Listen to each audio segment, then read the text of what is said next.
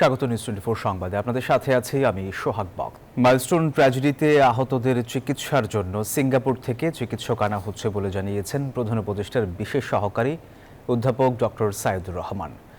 জানান, চিকিৎসকদের একটি দল আজ রাতের মধ্যেই ঢাকা পৌঁছাবেন। এদিকে আইএসপিআর জানিয়েছে, বিমান দুর্ঘটনায় মৃতের সংখ্যা ৩১ জনে পৌঁছেছে। সময় যত গড়াচ্ছে খবর মিলছে নতুন ফুল ঝরে যাওয়ার। বিমান দুর্ঘটনায় দগ্ধ শরীর আর ছেঁড়া স্বপ্নগুলো একত্র হয়ে যেন এক ভয়াবহ ট্র্যাজেডির ক্যানভাস। কারো প্রাণ পাখি উড়ে গেছে চিরতরে, কেউ কাতরাচ্ছে যন্ত্রণায়, আর কারো প্রাণের সন্তান এখন হাসপাতালে নিথর পড়ে আছে জীবন মৃত্যুর সন্ধিক্ষণে। সোমবার থেকেই এসব হৃদয় বিদারক দৃশ্যের সাক্ষী জাতীয় বার্ন ও প্লাস্টিক সার্জারি ইনস্টিটিউট। নিষ্পাপ শিশুদের আর্তনাদ দেখে কেঁদেছে পুরো দেশ। তাই তো সবাই তাকিয়ে আধুনিক চিকিৎসা সুবিধা, অভিজ্ঞ চিকিৎসক এবং জ্বলন্ত জীবন বাঁচানোর নিরলস প্রতিষ্ঠান বার্ন ইনস্টিটিউটের দিকে। মৃত্যুর সাথে লড়াই করছে ছোট ছোট হাত পা, যাদের এখনো ঠিকমতো জীবন বোঝার সুযোগও হয়নি। হাসপাতালের করিডোরে অশ্রুসিক্ত মুখগুলোর যেন প্রশ্ন, এই যন্ত্রণার শেষ কোথায়? দুপুরের সংবাদ সম্মেলনে জানানো হয়, ঝরে গেছে আরো অনেক তাজা প্রাণ। দুই একজন ছাড়া সবই শিশু। এদের মধ্যে 2 জনের অবস্থার উন্নতি হওয়ায় আইসিইউ থেকে কেবিনে স্থানান্তর করা হয়েছে। সংখ্যাটি এই মুহূর্তে আমরা যেটা বলেছি, আমাদের দিক থেকে বললে আমরা বলবো এটা 29, এবং সেক্ষেত্রে 15 জন সিএমএইচে, 10 জন এইখানে। আমরা যেটা এর আগে যেভাবে বলেছি সেই সংখ্যাটাই থাকবে, এবং তার মধ্যে আনআইডেন্টিফাইড আমাদের মতে এখন পর্যন্ত 6। মাইলস্টোন ট্র্যাজেডির আহতদের চিকিৎসার খোঁজখবর নিতে বার্ন ইনস্টিটিউটে আসেন স্বাস্থ্য উপদেষ্টা। প্রধান উপদেষ্টার বিশেষ সহকারী অধ্যাপক ডক্টর সাইদুর রহমান জানান, প্রয়োজনে আহত ব্যক্তিদের বিদেশে পাঠানোর ব্যবস্থা করা হবে। ওনারা ওখান থেকে আরো যদি প্রয়োজনে জনবল পড়ে তাদের আনবে। যদি এমন কোনো বিশেষ সুবিধা প্রয়োজন হয় যেটি আমাদের এই হাসপাতালে নেই, সেটার জন্য ওনারা পেশেন্ট শিফট করানোর সুপারিশ করলে সেটা করা হবে। সংবাদ সম্মেলনে জানানো হয়, বিমান বিধ্বস্তের ঘটনায় আহতদের চিকিৎসার জন্য রাতেই ঢাকায় আসছেন সিঙ্গাপুরের একটি চিকিৎসক দল। আজকে রাত 10:40-এর দিকে সিঙ্গাপুর থেকে একটা টিম আসবে। এটা আমি কোট করছি, যারা সেন্ট্রালি মনিটর করছেন তারা ইভ্যালুয়েট করবে। ইভ্যালুয়েট করার পরে যদি মনে করে কোনো পেশেন্ট বিদেশে পাঠানোর জন্য অথবা তারা এখানে হেল্প করতে পারবে, ওই ডিসিশন হবে। বর্তমানে সব হাসপাতাল মিলিয়ে আহত অবস্থায় চিকিৎসা নিচ্ছেন 69 জন। মাহমুদ হাসান, নিউজ 24, ঢাকা। রাজধানীর জাতীয় বার্ন ও প্লাস্টিক সার্জারি ইনস্টিটিউটে চিকিৎসাধীন অগ্নিদগ্ধ রোগীর সংখ্যা 44-এ দাঁড়িয়েছে। এখন পর্যন্ত বার্ন ইনস্টিটিউটে 10 জনের মৃত্যু হয়েছে বলে এক সংবাদ সম্মেলনে জানিয়েছেন হাসপাতালের ভারপ্রাপ্ত পরিচালক অধ্যাপক ডাক্তার মোহাম্মদ নাসির উদ্দিন। সর্বশেষ মিলে আমাদের এই মুহূর্তে রোগীর সংখ্যা, ভর্তিকৃত রোগীর সংখ্যা 44 জন। আর নিহতের সংখ্যা, যে রোগীগুলো এক্সপায়ার করেছে, সেটা আপনারা যেটা জানেন, দুপুরবেলা যে সংখ্যাটা ছিল 10 জন, এখন পর্যন্ত 10 জন। 8 জন রোগী আইসিইউতে আছে, এদের মধ্যে ভেন্টিলেশনে দেওয়া আছে 4 জন। দিনভর উত্তাল মাইলস্টোন স্কুল অ্যান্ড কলেজ। নিহতদের সঠিক নাম ও তথ্য প্রকাশ এবং ক্ষতিপূরণ সহ 6 দফা দাবি শিক্ষার্থীদের। 2 উপদেষ্টা ও প্রধান উপদেষ্টার প্রেস সচিবকে 9 ঘণ্টা অবরুদ্ধ করে রাখেন তারা। বিক্ষোভে যোগ দেন অন্যান্য শিক্ষা প্রতিষ্ঠানের শিক্ষার্থী ও স্থানীয়রা। আর এদিকে শিক্ষার্থীদের সব দাবি মেনে নেয়ার আশ্বাস দেন আইন উপদেষ্টা। শিক্ষা প্রতিষ্ঠানে বাংলাদেশ বিমান বাহিনীর প্রশিক্ষণ যুদ্ধ বিমান F-7 BGI বিধ্বস্তে 2.5 ডজনের বেশি প্রাণহানির ঘটনায় 6 দফা দাবিতে উত্তাল মাইলস্টোন স্কুল অ্যান্ড কলেজ। নিহতের সঠিক সংখ্যা প্রকাশ করা হচ্ছে না, এমন অভিযোগে শিক্ষার্থীরা চড়াও হন পুলিশ ও সাংবাদিকদের উপর। সকালে মাইলস্টোন ক্যাম্পাসে যান প্রধান উপদেষ্টার প্রেস সচিব, আইন ও শিক্ষা উপদেষ্টা। তাদের উপস্থিতিতে উত্তেজনা বাড়ে। বিভিন্ন স্লোগান দিতে থাকেন শিক্ষার্থীরা। এক পর্যায়ে অবরুদ্ধ হয়ে পড়েন 2 উপদেষ্টা ও প্রেস সচিব। তাদের বের করার চেষ্টা করেও তোপের মুখে কয়েক দফা ব্যর্থ হয় আইন শৃঙ্খলা বাহিনী। 9 ঘণ্টা অবরুদ্ধ থাকার পর মুক্ত হন তারা। দেশকে অস্থিতিশীল করার জন্য নানা কুচক্রী মহল নানা ধরনের ষড়যন্ত্র বা চক্রান্ত করছে। তো সেইটা বিষয় মাথায় রেখে আমরা এতগুলো এই কথাগুলো জানার পরেও আমরা কোনো লোকজনকে দেখিয়ে দেওয়ার পরেও আমরা কারো প্রতি কোনো অ্যাকশনে যাইনি। এর আগে প্রশাসনিক ভবনে ছাত্রছাত্রীদের প্রতিনিধি দলের সঙ্গে বৈঠকে বসেন প্রেস সচিব ও 2 উপদেষ্টা। শিক্ষার্থীদের সব দাবি মেনে নেয়ার আশ্বাস দেন আইন উপদেষ্টা। আমরা ক্ষমা চাচ্ছি এবং এই ব্যাপারে আমরা উপযুক্ত ব্যবস্থা গ্রহণ করব। আপনাদের সকল দাবি মেনে নিচ্ছি। আপনারা সবাই আমরা মিলে যারা এই মর্মান্তিক দুর্ঘটনায় প্রাণ হারিয়েছেন, আহত হয়েছেন, সবাই আমরা তাদের পাশে দাঁড়াই, সবাই তাদের জন্য দোয়া করি। কিন্তু কিছুতেই শান্ত হননি বিক্ষোভরতরা। নিহতদের সঠিক নাম ও তথ্য প্রকাশ, শিক্ষকদের গায়ে সেনাবাহিনীর সদস্যদের হাত তোলার অভিযোগ এনে নিঃশর্ত ক্ষমা প্রার্থনা এবং নিহত প্রতিটি শিক্ষার্থীর পরিবারকে বিমান বাহিনীর পক্ষ থেকে ক্ষতিপূরণ দেয়া সহ 6 দফা দাবি জানান তারা। আমাদের প্রকৃত সংখ্যার তালিকা দিতে হবে, ঠিক আছে? ঠিক আছে।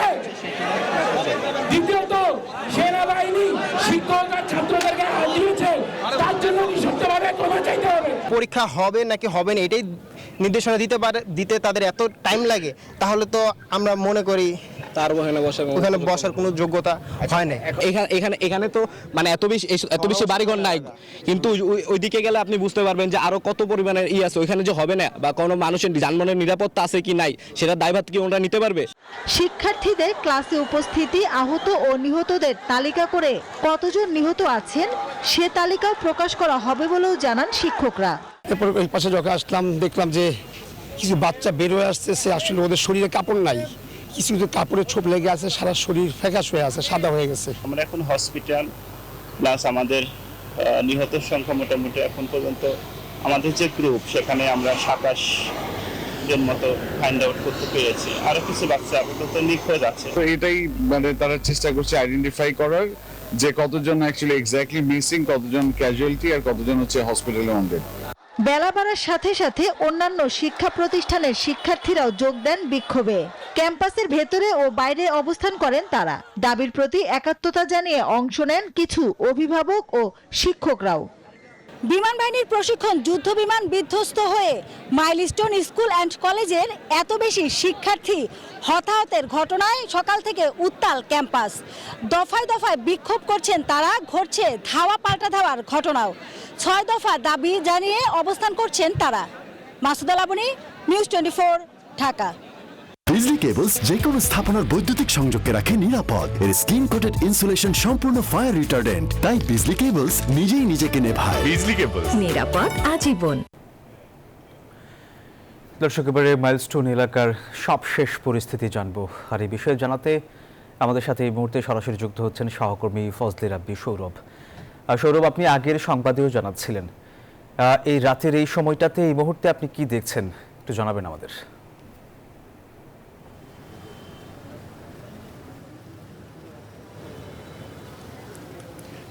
সোহাগ, গতকাল বিমান বিধ্বস্তের পর মাইলস্টোন এলাকার যে পাশের যে সড়কটি রয়েছে এই সড়কটি কিন্তু এখন মোটামুটি বলা যায় একদমই স্বাভাবিক অবস্থায় আছে, এবং আজ সন্ধ্যা 7:30 নাগাদ যে 2 উপদেষ্টা এবং প্রধান উপদেষ্টার প্রেস সচিব যে তারা যে অবরুদ্ধ ছিলেন, সে অবরুদ্ধ অবস্থা থেকে মুক্তি পাওয়ার পর কিন্তু শিক্ষার্থীরা তাদের যে দাবি সেই দাবি তুলে নেওয়ার পর মোটামুটিভাবে এই এলাকা কিন্তু এখন স্বাভাবিক পরিস্থিতি বিরাজ করছে। একই সাথে কিন্তু আমরা দেখেছি সন্ধ্যার পর থেকে কিন্তু যে শিক্ষার্থীরা সড়ক অবরোধ করে রেখেছিল এবং এখানে অবস্থান নিয়েছিল তাও কিন্তু ধীরে ধীরে সরে যায় এবং এক পর্যায়ে পরিস্থিতি স্বাভাবিক হয়ে আসে। এবং সেই সাথে এই মুহূর্তে কিন্তু আমরা পুলিশের উপস্থিতি দেখতে পাচ্ছি কিছুটা, যদিও এখানে রয়েছে। এবং একই সাথে ভেতরে যে মাইলস্টোন যে স্কুল অ্যান্ড কলেজের যে জায়গাটি যেখানে গতকাল বিমান বিধ্বস্তের ঘটনা ঘটেছে সেখানেও কিন্তু এই মুহূর্তে আইন শৃঙ্খলা রক্ষাকারী বাহিনীর উপস্থিতি রয়েছে।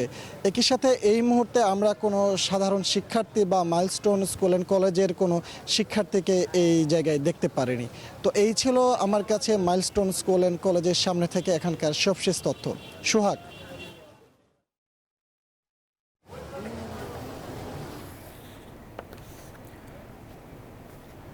শিক্ষা উপদেষ্টা ও সচিবের পদত্যাগের দাবিতে সচিবালয়ের সামনে আন্দোলনরত শিক্ষার্থীদের সঙ্গে আইন শৃঙ্খলা বাহিনীর পাল্টাপাল্টি ধাওয়ার ঘটনা ঘটেছে।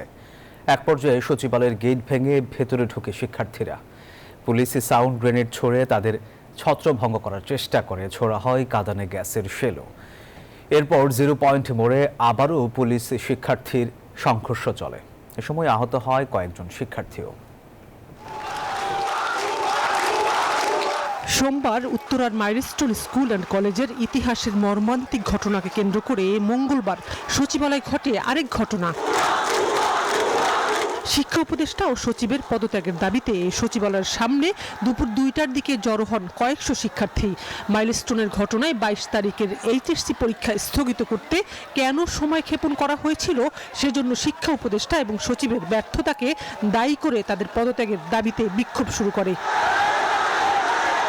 দুপুর 3টার পর গেটের বাইরে থাকা শিক্ষার্থীরা গেট ভেঙে ও দেয়াল টপকে সচিবালয়ে প্রবেশ করে। এ সময় পুলিশ ও সেনা সদস্যরা তাদের ঠেকানোর চেষ্টা করলে সংঘর্ষ শুরু হয়।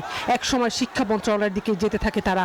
ভিতরে ঢুকে অনেক গাড়ি ভাঙচুর করে শিক্ষার্থীরা। আমরা মেন দাবি হচ্ছে শিক্ষা উপদেষ্টা পদত্যাগ এবং শিক্ষা সচিবের পদত্যাগ, কারণ তারা তো নিজেদের অপদার্থকতার পরিচয় দিয়েছে।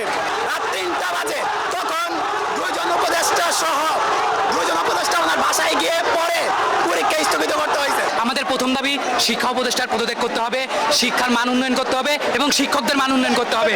দ্বিতীয়ত যোগ্য ব্যক্তিকে শিক্ষা সচিব এবং শিক্ষা উপদেষ্টা করতে হবে। একসময় পুলিশ এবং সেনাবাহিনীর সদস্যরা তাদেরকে সচিবালয় থেকে বের করার চেষ্টা করলে আন্দোলনরত শিক্ষার্থীদের সঙ্গে আইন শৃঙ্খলা বাহিনীর পাল্টাপাল্টি ধাওয়ার ঘটনা ঘটে। এ সময় পুলিশ সাউন্ড গ্রেনেড ও টিয়ার সেল ছুড়ে পরিস্থিতি নিয়ন্ত্রণেরও চেষ্টা করেন। আন্দোলনরত শিক্ষার্থীদের সচিবালয় থেকে বের করে গুলিস্তানের দিকে পাঠিয়ে দেওয়া হয়। 0 পয়েন্ট পর্যন্ত যাওয়ার পর আবারও পুলিশের সাথে সংঘর্ষ শুরু হয় শিক্ষার্থীদের। আবারও টিয়ার সেল এবং সাউন্ড গ্রেনেড পুলিশের। প্রায় ঘণ্টাখানেক ধরে চলে এই সংঘর্ষ। সাউন্ড গ্রেনেড চালার কারণে আমি কানের মধ্যে শুনতে পারতেছি না, হালকা হালকা শুনতেছি আপনার কথাটা। ভিতরে আমাদের পুলিশ ভিতরে ঢুকিয়ে ইচ্ছাকৃতভাবে আমাদের লাঠিচার্জ করছে। ভিতরে রেখে যেমন পিড়াইছে তেমন গুলি করছে, যেমন টিয়ার শেল মারছে, ককলেট যা পারছে মারছে। এদিকে সরকার যৌক্তিক দাবির পক্ষে এমন মন্তব্য করে দুপুরেই শিক্ষা সচিবকে অপসারণ করা হয়েছে বলে ফেসবুকে স্ট্যাটাস দেন তথ্য উপদেষ্টা। শানাজি ইয়াসমিন, নিউজ 24, ঢাকা। নিভে গেল এক সম্ভাবনাময় পাইলটের জীবন প্রদীপ। দীর্ঘদিনের সহকর্মী বিমান দুর্ঘটনায় নিহত ফ্লাইট লেফটেন্যান্ট তৌকির ইসলামের জানাজা ও ফিউনারেল প্যারেডের আনুষ্ঠানিকতা শেষে দাফন সম্পন্ন হয়েছে। পরে তাকে রাজশাহীর সপুরা কবরস্থানে দাফন করা হয়। বিমান বাহিনী প্রধান বলেন, তদন্তের পরই জানা যাবে এই দুর্ঘটনার মূল কারণ। আর সাধারণ মানুষকে কোনো গুজবে কান না দেওয়ারও আহ্বান জানান তিনি। ফ্লাইট লেফটেন্যান্ট তৌকির ইসলাম সব ধাপ পার করে প্রথমবার একা ফ্লাই করেছিলেন ঢাকার আকাশে, কিন্তু সেটি হয়ে রইল তার জীবনের শেষ ফ্লাইং। নিয়ন্ত্রণহীন যুদ্ধ বিমান ঢুকে যায় মাইলস্টোন স্কুল অ্যান্ড কলেজে। সঙ্গে নিভে যায় মাত্র 27 বছর বয়সী এক পাইলটের জীবন প্রদীপ।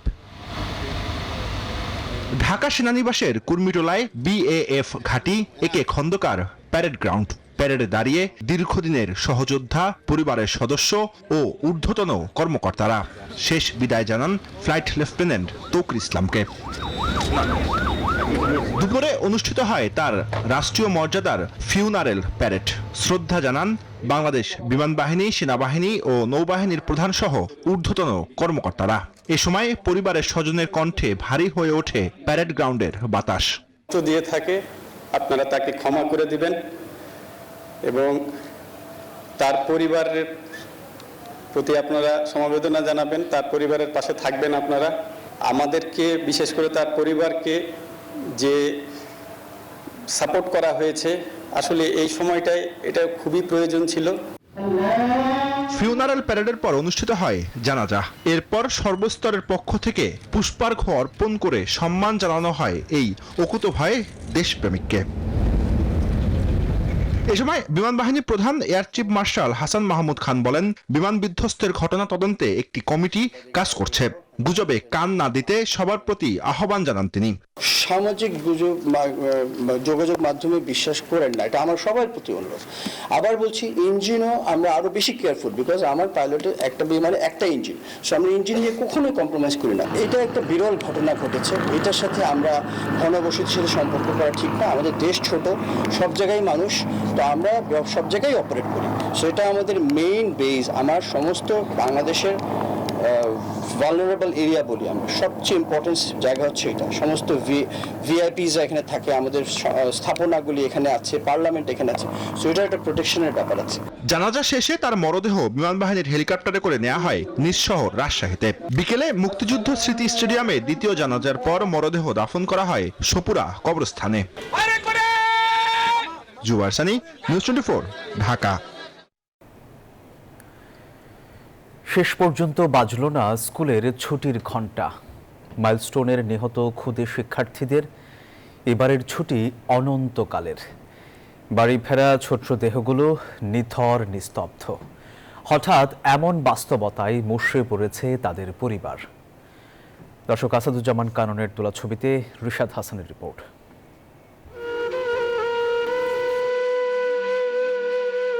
যে ছুটির ঘণ্টা বেজে ওঠেনি আর।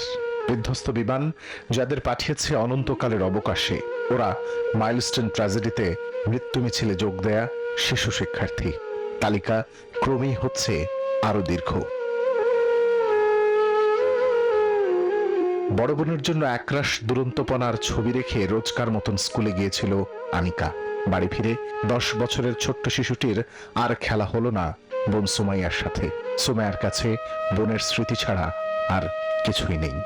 পরীক্ষা দিয়ে আসছি বাসায়, তখনই পড়তে, তারপর আমি দৌড়ে গেছি, তারপর আমার ঢুকতে দেয় নাই, তারপর আমি রাস্তার পাশে বসে কাঁদতেছিলাম।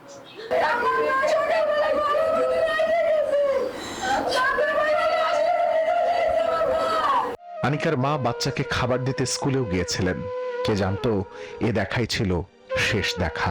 একটা বাজে আমার মেয়ে বেরিয়েছে, আমি খাবার নিয়ে গেছি, আমার মেয়ের খাবার দিছি। আমার মেয়ে বলতেছে, মা তুমি আমার লেগে কি আনছো? আমি তোমার লেগে খাবার আনছি, এটা নিয়ে তুমি ক্লাসের ভিতরে যায় খাইও। এই কথা কইছি পরে আমার মেয়ে ক্লাসের ভিতরে গেছে। আদরের ছোট মেয়েকে ঘটনার দিন রাতে মৃত অবস্থায় বাড়িতে নিয়ে আসেন বাবা আবুল হোসেন। শোকে স্মৃতি হাতড়ে এখনো মেয়েকে খুঁজে ফেরার চেষ্টা তার।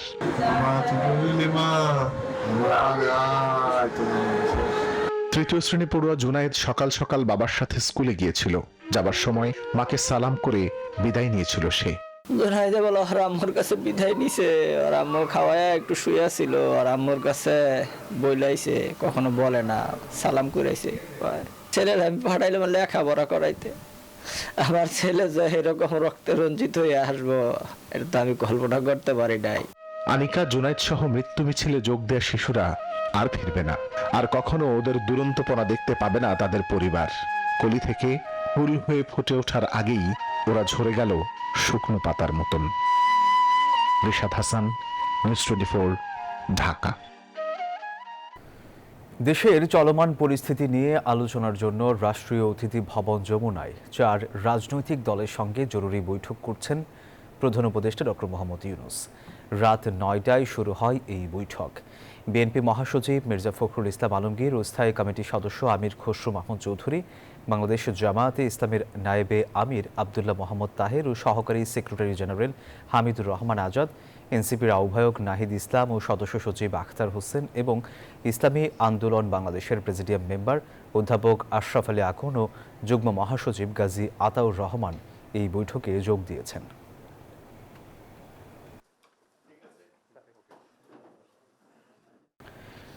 দর্শক, এই বিষয়ে আরো বিস্তারিত জানাতে এই মুহূর্তে যুক্ত হচ্ছেন আমাদের সহকর্মী আরিফুল ইসলাম।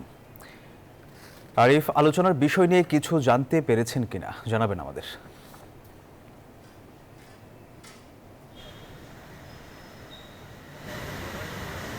যে সোহাগ, আপনি জানেন যে দেশের যে সমসাময়িক যে বিষয়গুলো রয়েছে সেগুলোর বিষয়ে আলোচনা করতে সভা ডেকেছেন হচ্ছে প্রধান উপদেষ্টা ডক্টর মোহাম্মদ ইউনূস। তিনি রাত 9টা থেকে তার নেতৃত্ব হচ্ছে এই সভাটি অনুষ্ঠিত হচ্ছে। আর এতে যোগ দিয়েছেন 4টি রাজনৈতিক দল, বাংলাদেশ জাতীয়তাবাদী দল বিএনপি, বাংলাদেশ জামায়াতে ইসলামী, জাতীয় নাগরিক পার্টি, সেই সাথে ইসলামী আন্দোলন বাংলাদেশ। এছাড়া রয়েছেন জাতীয় ঐক্যমত্য কমিশনের সহসভাপতি অধ্যাপক আলী রিয়াজ, তিনিও এই সভায় রয়েছেন। এছাড়া যেই সভাটি অনুষ্ঠিত হচ্ছে সেখানে যে 4টি যে রাজনৈতিক দলের নেতারা রয়েছেন তাদের নামগুলি একটু জানিয়ে দিতে চাই। যে সভাতে তারা উপস্থিত ছিলেন সেটা হচ্ছে বিএনপির মহাসচিব মির্জা ফখরুল ইসলাম আলমগীর ও স্থায়ী কমিটির সদস্য আমির খসরু মাহমুদ চৌধুরী, বাংলাদেশ জামায়াত ইসলামী নায়েবের আমির আব্দুল্লাহ মোহাম্মদ তাহের ও সহকারী সেক্রেটারি জেনারেল হামিদুর রহমান আজাদ, জাতীয় নাগরিক পার্টি বা এনসিপির আহ্বায়ক নাহিদ ইসলাম ও অন্যান্য ও সদস্য সচিব আখতার হোসেন, এছাড়া বাংলাদেশ ইসলামী আন্দোলন বাংলাদেশের প্রেসিডিয়াম মেম্বার অধ্যাপক আশরাফ আলী আকন ও যুগ্ম মহাসচিব গাজী আখতার রহমান এই বৈঠকে উপস্থিত আছেন। সেই সাথে এখানে দিয়ে যখন যাচ্ছিলেন যে নেতাগুলো তাদের সাথে আমরা কথা বলছি যে কী ধরনের আলোচনা হতে পারে, তো তারা বলছিলেন যে উত্তরায় যে বিমান বিধ্বস্তের যে ঘটনায় এখন পর্যন্ত নিহত এবং দেশে যে আজ সারাদিন যে অরাজকতা বা যে অস্থিতিশীল পরিবেশ তৈরি হয়েছে, যেমন আমরা দেখছি যে বিভিন্ন আন্দোলনে নিষিদ্ধ ছাত্রলীগ সংগঠনের কিছু নেতৃবৃন্দ কিন্তু এই আন্দোলনের যোগ দিয়ে দেশে একটি অস্থিতিশীল পরিবেশ তৈরি করার একটা চেষ্টা কিন্তু সারা দিন ব্যাপী আমরা দেখেছি। এই ধরনের যে পরিস্থিতিগুলো দেশে হচ্ছে সেই পরিস্থিতির বিষয়ে আজকের যে বৈঠকটি অনুষ্ঠিত হচ্ছে সেই বৈঠকে এই বিষয়ে আলোচনা হতে পারে, কিন্তু কিছুক্ষণ পর বৈঠকটি শেষ হলে যখন গণমাধ্যমে এসে আমাদের সাথে কথা বলবেন তারপর হয়তো আমরা জানতে পারবো যে আজকের বৈঠক কী ধরনের সিদ্ধান্ত হয়েছে বা কী ধরনের আলোচনা হয়েছে। সেই সাথে আরও একটি বিষয় জানিয়ে রাখি যে বিমান বিধ্বস্তের ঘটনায় কী ধরনের ত্রুটিগুলো রয়েছে বা এই বিষয়ে করণীয় কী বা কী করলে যেই হতাহত বা নিহত যারা হয়েছেন তাদের সহমর্মিতা, তাদের পাশে দাঁড়ানো যায় বা তাদের কল্যাণার্থে কী করণীয় রয়েছে, এই বিষয়গুলো নিয়ে আজকে মূলত এই বৈঠক আলোচনা হতে পারে। তো যখন যারা সবাই উপস্থিত ছিলেন বা যারা এখন সবাই উপস্থিত আছেন তারা আসলে যখন গণমাধ্যমে কথা বলবেন তখন আমরা পুরোপুরি সেই তথ্যটি আপনাদের জানাতে পারবো। এই আরিফ, আপনাকে ধন্যবাদ। মাইলস্টোন ট্র্যাজেডির পর বিমান বাহিনীর প্রশিক্ষণ বিমানের মান নিয়ে জনমনে উঠছে নানা প্রশ্ন। লোকালয়ে এই ধরনের বিমান চলাচল নিয়ে দেখা দিয়েছে তীব্র ক্ষোভ। অবসরপ্রাপ্ত এয়ার কমোডোর ইশফাক ইলাহি চৌধুরী মনে করেন, সময়ের সাথে সাথে প্রশিক্ষণ বিমান উড়াল পথেও পরিবর্তন প্রয়োজন। মুরসালিন হক জুনাইদের রিপোর্ট। বাংলার আকাশ রাখিব মুক্ত, বিমান সেনাদের মূলমন্ত্র এমনটি। এই গুরুভার বহন করতে গিয়ে বাহিনীর সদস্যরা পাশে রাখেন মৃত্যুকে। গত 1.5 দশকে দেশে প্রশিক্ষণ বিমানের বড় দুর্ঘটনা 8টি, প্রাণ গেছে 8 বিমান সেনার।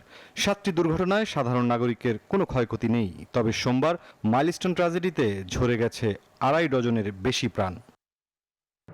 ট্যাঙ্ক, সাবমেরিন বা যুদ্ধবিমান যা কিছুই কেনা হোক, সেসবের আয়ু ঠিক করে উৎপাদক। তবে সঠিক পরিচর্যা হলে সম্ভাব্য আয়ুর পরও এসবের মান ধরে রাখা সম্ভব। তবে সোমবারের ঘটনার পর উঠেছে নানা প্রশ্ন। এক একটা কোম্পানি এক একটা লাইফ সাইকেল এক এক রকম, এবং এটা অনেকটা মেনটেন্যান্সের উপরে নির্ভর করে। আপনি যদি ভালো মেনটেন করেন একটা এয়ারক্রাফট অনেকদিন চালানো যেতে পারে। চায়না যদি এটা উৎপাদন বন্ধ করে দেয় বা এটা ফ্লাইং বন্ধ করে দেয়, তার অর্থ যে বাংলাদেশি বন্ধ করে দিতে হবে তা নয়। আমাদের যদি এয়ারক্রাফট সার্ভিসেবল থাকে, আমাদের তো ধরেন নিজেদের কোনো উৎপাদন ক্ষমতা নাই, আমাদেরকে কিনতে হবে, এবং এইগুলোর রিপ্লেসমেন্ট আনতে হলে চীন থেকে আনতে পারি, রাশিয়া থেকে আনতে পারি, এবং সেটার জন্য তো টাকার প্রয়োজন আছে। লোকালয়ের আশপাশে প্রশিক্ষণ বিমানের উড্ডয়ন কতটা যৌক্তিক, এমন প্রশ্ন উঠেছে জনমনে। আমাদের যে বিমান বাহিনীর প্রশিক্ষণ এলাকাটা হচ্ছে উত্তরে, আপনার মধুপুর, ঘাটাইল, টাঙ্গাইল, এই যে এলাকাটা যেখানে অধিকাংশ বনভূমি আছে, কিন্তু এইটা হচ্ছে আমাদের ডেজিগনেটেড প্রশিক্ষণ এলাকা। এখানে বাইরে তো প্রশিক্ষণ এলাকা হয় না। ল্যান্ডিং এবং টেক অফ সবসময় তো আমাদের এয়ারপোর্ট থেকেই করতে হবে, এটা তো বাইরে কোথাও থেকে করতে পারবে না, এটা তো হেলিকপ্টার না। যখনই আপনি এই এয়ারপোর্ট থেকে টেক অফ করেন, উত্তরের দিকে যান, মুখ করে টেক অফ করেন অথবা দক্ষিণ দিকে টেক অফ করেন, আপনাকে তো জনবহুল এলাকার ভিতর দিয়ে যেতে হবে। রাজধানীর কাছে অন্য কোথাও আকাশ সেনাদের নিরাপদ প্রশিক্ষণ অঞ্চল প্রয়োজন। মাইলস্টোন ট্র্যাজেডি তেমনই তাগিদ দিচ্ছে। সঠিক এবং পূর্ণাঙ্গ তদন্ত ছাড়া বিমান বিধ্বস্তের ঘটনায় শেষ কোনো কথায় উপনীত হওয়া যাচ্ছে না। তবে সেই তদন্ত কবে নাগাদ প্রকাশ পাবে, কতখানি বা গ্রহণযোগ্য হবে, বাংলাদেশের প্রেক্ষাপটে সেই প্রশ্ন থেকেই যায়। মুরসালিন হক জুনায়েদ, নিউজ 24, ঢাকা। জাতীয় নির্বাচন না হওয়া পর্যন্ত বাংলাদেশের সংকট কমবে না, বরং বিপদ বাড়বে। অর্থনৈতিক এবং ভূ রাজনৈতিকভাবেও চাপে পড়বে দেশ, এমন মতামত উঠে এসেছে নিউজ 24 আয়োজিত গোলটেবিল আলোচনায়। বক্তারা বলেন, দেশ ও গণতন্ত্রের স্বার্থেই জনগণের সরাসরি ভোটে নির্বাচিত সরকার রাষ্ট্র পরিচালনায় থাকা দরকার। নির্বাচন নাকি সংস্কার, এই প্রশ্নে যেন থমকে আছে বাংলাদেশের রাজনৈতিক প্রেক্ষাপট। এমন বাস্তবতায় সংকট উত্তরণে সংসদ নির্বাচন শীর্ষক গোলটেবিল বৈঠকের আয়োজন করে নিউজ 24, যেখানে শিক্ষক, সাংবাদিক, রাজনীতিক সহ নাগরিক সমাজের প্রতিনিধিরাও অংশ নেন। রাজনৈতিক সংকট সমাধানে নানা পরামর্শ দেন তারা। তাহলে দেখা যাবে অন্তর্বর্তী সরকারের 1 বছর পর্যালোচনা করতে গিয়ে আলোচকরা বলেন, এই সময়ে অর্থনীতির গতিমন্থর হয়েছে, আইন শৃঙ্খলা পরিস্থিতিরও অবনতি হয়েছে। আমাদের অর্থনীতি এখন যথেষ্ট শীতল হয়ে পড়ছে। আমাদের এই যে ইনভেস্টমেন্ট কমার কারণে আমাদের জব কার্টেলড হচ্ছে, আমাদের ডোমেস্টিক কনজাম্পশন কমে যাচ্ছে। রাজনৈতিক পরিস্থিতি বিশ্লেষণ করতে গিয়ে তারা জানান, রাজনীতিতে শিষ্টাচার তলানিতে এসে ঠেকেছে, বেড়েছে অবিশ্বাস। আগস্টের পর যে জাতীয় ঐক্য ছিল, সেই ঐক্যটা কিন্তু এখন আর নাই। এখন সেটা সন্দেহের চোরাবালিতে, অনাস্থার চোরাবালিতে, উচ্চারণ করা যায় না এমন শব্দ উচ্চারণের চোরাবালিতে হারিয়ে গেছে। শিষ্টাচার এবং কটূক্তি ভয়ঙ্কর পর্যায়ে চলে গেছে। অধিকাংশ আলোচকের এমন মত ছিল, দ্রুত নির্বাচন আয়োজন হতে পারে সংকট উত্তরণের পথ।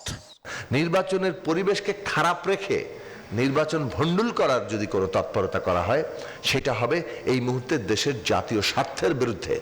সংসদ নির্বাচন না হলে সামনের দিনগুলোতে সংকট উত্তরণ তো দূরে থাক, আরো মহা বিপদের দিকে আমরা ধাবিত হব বলে আমাদের বিশ্বাস। সংস্কার এবং নির্বাচনী প্রক্রিয়া একই সঙ্গে জারি রাখার আহ্বান জানিয়ে বক্তারা বলেন, মৌলিক সংস্কারগুলো নির্বাচিত সরকারের জন্যই রেখে দেওয়া উচিত। আমরা চাই না যে এমন একটা ব্যবস্থার মধ্যে আমরা ফিরে যাব যে আবার 5 বছর পরে, আবার 10 বছর পরে জনগণ ফুঁসে উঠবে। বাংলাদেশকে নিয়ে জনমানুষের যে প্রত্যাশা, তা বাস্তবায়নের তাগিদও পাওয়া যায় আলোচনায়। নানা রকম সংকট আছে, সম্ভাবনা আছে, এর মধ্যে আমরা নতুন স্বপ্ন দেখতে চাই। কারণ এখন আর বাংলাদেশের কোনো মানুষ হানাহানি পছন্দ করে না, তারা সংঘাত সহিংসতা চায় না, তারা সুন্দর, সাম্য একটা মানবিক বাংলাদেশ চায়। সবার প্রত্যাশা ছিল জুলাই আন্দোলনে যে ঐক্য গড়ে উঠেছিল, সে ঐক্য অটুট থাকবে দেশ গড়ার লক্ষ্যেও। আমরা কথা বলবো। পাশাপাশি একটা বিষয়, শাহ আলী জয়, নিউজ 24, ঢাকা। গেল 1 দশকে বিশ্বের বিভিন্ন দেশে দুর্ঘটনার শিকার হয়েছে F7 যুদ্ধ বিমান। মাইলস্টোনের দুর্ঘটনায় নতুন করে আবারও আলোচনায় এই যুদ্ধ বিমান। এমনকি বিমানটির কার্যকারিতা আর নিরাপত্তা নিয়ে রয়েছে গুরুতর প্রশ্ন। শুধু বাংলাদেশ নয়, পাকিস্তান, মিয়ানমার, চীন সহ অন্তত 8টি দেশে এই বিমান দুর্ঘটনার শিকার হয়েছে। বাংলাদেশে ভয়াবহ বিমান দুর্ঘটনার পর নতুন করে আলোচনায় এয়ারফোর্সের বহুল ব্যবহৃত যুদ্ধবিমান F7 বিজিআই। চীনের তৈরি F7 যুদ্ধবিমান একসময় অনেক উন্নয়নশীল দেশের জন্য ছিল তুলনামূলক কম খরচে আকাশ প্রতিরক্ষার একটি সমাধান। তবে সময়ের সাথে সাথে সেই সাশ্রয়ী সমাধান আজ পরিণত হয়েছে বিপজ্জনক বোঝায়। পাকিস্তান, বাংলাদেশ, নাইজেরিয়া, ইরান সহ আরো কয়েকটি দেশে ব্যবহার হওয়া এই বিমানটি এখন প্রায় দুর্ঘটনার শিরোনাম। 2011 সালে বাংলাদেশ চীনের কাছ থেকে 16টি জেট ফাইটার কেনার চুক্তি করে এবং 2013 সালে সেগুলো বিমান বাহিনীর বহরে যুক্ত হয়। ওই বছরই চেংদু এয়ারক্রাফট কর্পোরেশন ওই মডেলের উড়োজাহাজ উৎপাদন বন্ধ করে দেয়। গণমাধ্যমের বিভিন্ন তথ্য বলছে, F7 এর বিভিন্ন দেশে এর আগে এই মডেলের বিমান বিধ্বস্ত হলেও সোমবারের দুর্ঘটনা বিশ্বের ইতিহাসে ভয়াবহ দুর্ঘটনার ঠাঁই করে নিয়েছে। বাংলাদেশে 2008 সালে টাঙ্গাইলে F7MB ভেঙে পড়ে, পাইলট নিহত হন। 2015 সালে বঙ্গোপসাগরে একটি F7 নিখোঁজ হয়। 2018 সালে F7BG বিধ্বস্ত হয়ে প্রাণ হারান একজন স্কোয়াড্রন লিডার। শুধু বাংলাদেশ নয়, পাকিস্তান, মিয়ানমার, চীন সহ অন্তত 8 দেশে এই বিমান দুর্ঘটনার শিকার হয়েছে। অ্যাভিয়েশন বিশেষজ্ঞরা বলছেন, বিজিআই সংস্করণ উন্নত বলা হলেও এটি একটি পুরনো ফ্রেমের উপর আধুনিক প্রযুক্তির জোড়াতালি যুদ্ধ বিমান। মাসুদ রানা, নিউজ 24। দর্শক, এই ছিল সংবাদে। ধন্যবাদ সবাইকে।